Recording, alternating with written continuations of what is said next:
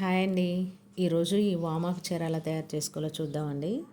ఇలా చేసి పెట్టండి, ఇంట్లో వాళ్ళందరికీ చాలా బాగా నచ్చుతుందండి.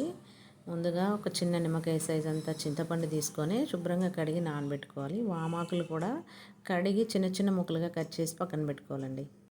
ఇప్పుడు మిరియాలు, ధనియాలు, జీలకర్ర, వెల్లుల్లి రెమ్మలు వేసి కచ్చాపచ్చాగా దంచి పక్కన పెట్టుకోవాలండి.